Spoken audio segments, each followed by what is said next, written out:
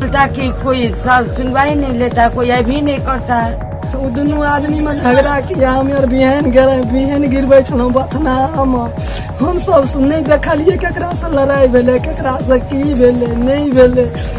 हमरा मार के पेट फूल गेल, हम केना की करब मसोमत।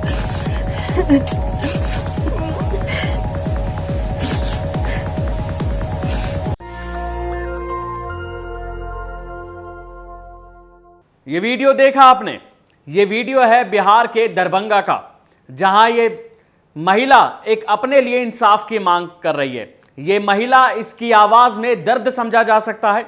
ये कितने रोते बिलखते आंसुओं के साथ अपना दर्द बयां कर रही है और वहां के हालातों से आपको रूबरू करा रही है। ये आज का भारत है जो बता रही है कि अगर वहां जाएंगे तो इनके साथ क्या क्या घटना हो सकती हैं। इंसाफ की भीख मांग रही है और सरकार से न्याय की गुहार लगा रही है। ये इसको फखरे आलम ट्विटर पर शेयर करते हैं और लिखते हैं कि ये कैसा इंसाफ है नीतीश कुमार जी। एक परिवार की गलती और पूरे गांव के मुस्लिम समुदाय को गांव खाली करना पड़ा। मस्जिद में अजान बंद है, इनके जान माल को खतरा है, इनको हानि है। गांव के लोग दर बदर भटक रहे हैं। इन्हें डर है कि अगर ये लोग वापस अपने घर जाते हैं तो इनके साथ कोई ऐसी घटना ना हो जाए जो इनकी जान पर भारी पड़ जाए। ये बड़ी खबर बिहार के दरभंगा से, जहां ट्विटर पर वायरल हो रही है और सरकार के कानों में यह आवाज जानी चाहिए जिससे सरकार इनकी सुरक्षा दे, बिहार सरकार। दूसरी खबर है उत्तर प्रदेश से, जहां विनय रतन सिंह ये ट्वीट करते हैं कि भीम आर्मी भारत एकता मिशन संगठन से इस व्यक्ति का कोई संबंध नहीं है।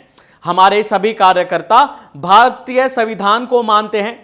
भारत की मीडिया इतनी बिकाऊ है कि बिना जांचे पड़ताल के अपनी टीआरपी बढ़ाने के लिए कुछ भी दिखा देते हैं। ऐसे सभी बिकाऊ टीवी चैनलों पर मानहानि का केस दर्ज करूंगा। किस मामले में बात कर रहे हैं ये? आखिर मीडिया पर क्यों इतना भड़क रहे हैं? मीडिया पर केस करने की बात क्यों कह रहे हैं? क्योंकि बीते दिन जो खबर चली, भीम आर्मी का वह नेता जिसने प्रदेश के सीएम योगी आदित्यनाथ को बम से उड़ाने की धमकी दी थी, वो गिरफ्तार हो गया है। और उसने भीम आर्मी के सोनू ने दी थी गोरखनाथ मंदिर उड़ाने की और सीएम योगी आदित्यनाथ को उड़ाने की धमकी। पुलिस ने उसे गिरफ्तार कर लिया। दरअसल ये सोनू नाम बदलकर धमकी दे रहा था, सलमान नाम से धमकी दे रहा था। और जब जांच पड़ताल की तो इसका नाम सोनू निकला और मीडिया ने इसको भीम आर्मी का नेता करार कर दिया। इसी पर भीम आर्मी के ये नेता भड़क गए और उन्होंने सत्य अपनी बात लिखी है। उन्होंने अपनी बात ट्विटर पर शेयर की है और कहा है कि भीम आर्मी से इसका कोई लेना देना नहीं है। मीडिया टीआरपी के लिए कुछ भी बयान दे देती है, कुछ भी लिख देती है। बहरहाल ये जांच का विषय है कि ये भीम आर्मी का नेता है या नहीं।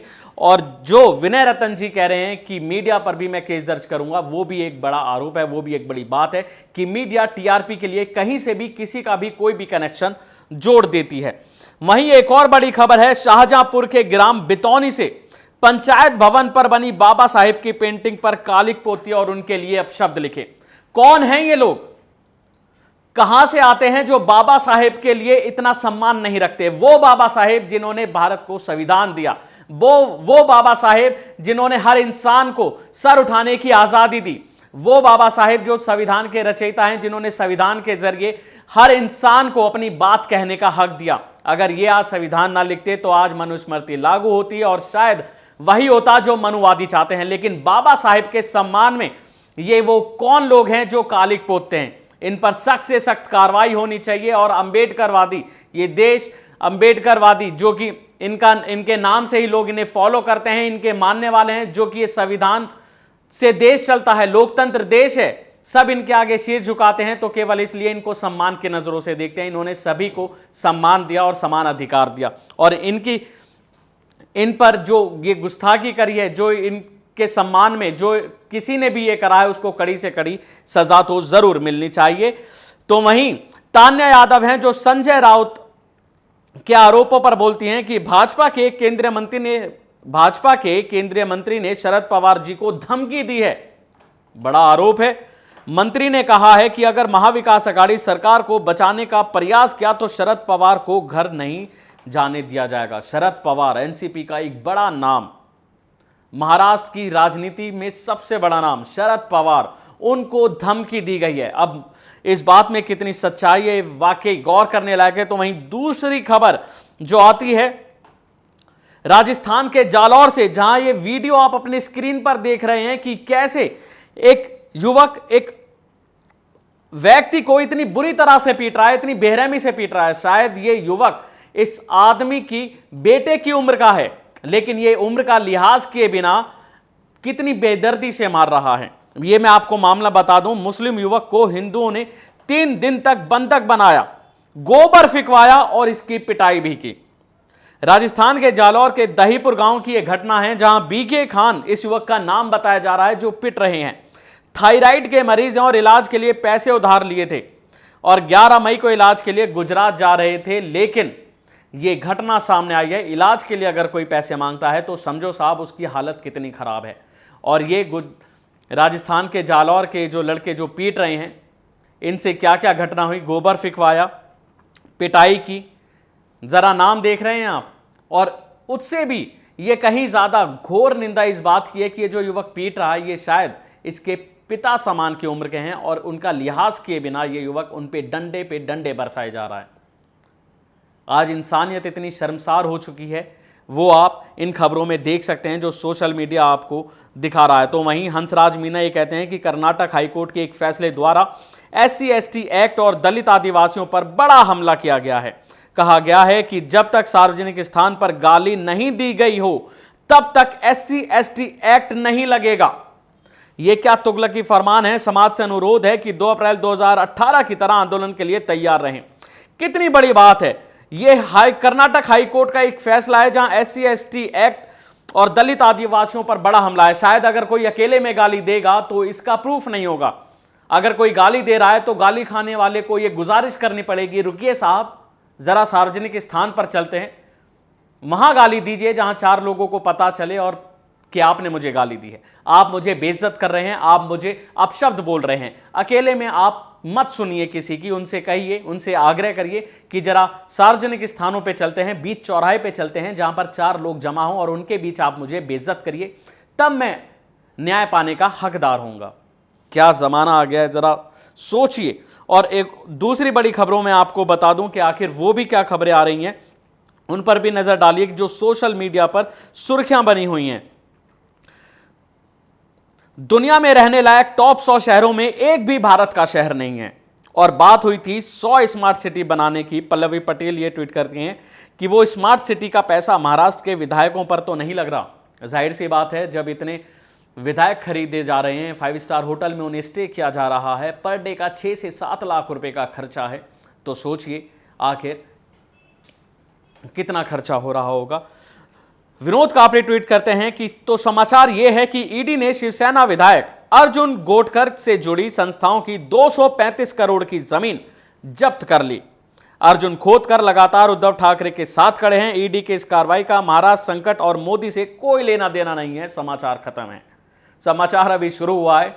या तो उद्धव ठाकरे के साथ जो नेता खड़े हैं, जो MLA खड़े हैं, उनके घर भी ईडी का छापा पड़ने वाला है, क्योंकि वो भी सतर्क हैं।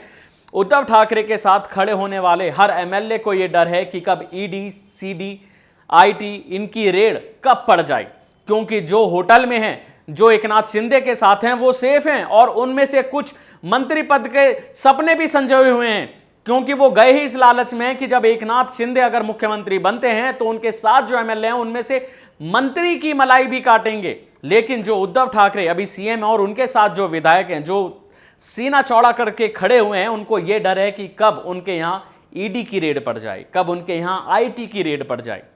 ये सोचने वाली बात है साहब कि MLA तक उनको डर है कि आखिर हम कहां खड़े, कहां नहीं खड़े रहें।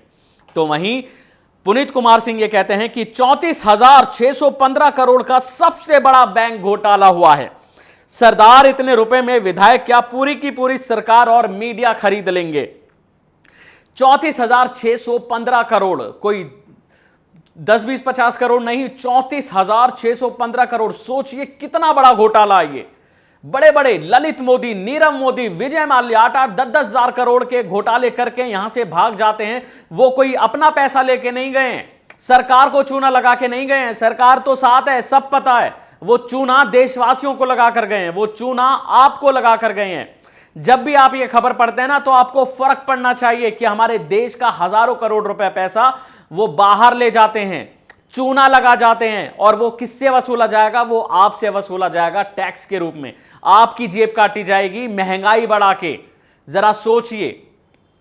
और दूसरी खबर जो आ रही है वो मुंबई से आ रही है, एक और बड़ी, कि वहां से कोई बड़ी अपडेट आने वाली है और देखना होगा कि वहां पर सरकार बचेगी या जाएगी। एकनाथ शिंदे कब वापस आएंगे या फिर उद्धव ठाकरे कोई नई चाल चलेंगे, कोई बड़ा दांव चलेंगे? क्योंकि अब फ्लोर टेस्ट में बहुमत साबित करना ये आखिरी बात रह गई है और जब ही साफ हो पाएगा कि वहां क्या होगा।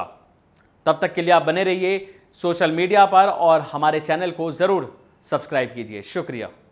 नेशनल दस्तक की आपसे गुजारिश है कि अगर इसको बचाना चाहते हैं तो नेशनल दस्तक को सब्सक्राइब करने के लिए रेड कलर के सब्सक्राइब बटन को दबाएं, फिर बेल आइकन की घंटी दबाएं। नेशनल दस्तक को बचाने के लिए बहुत जरूरी है कि हर खबर को शेयर करें, लाइक करें, कमेंट जरूर करें।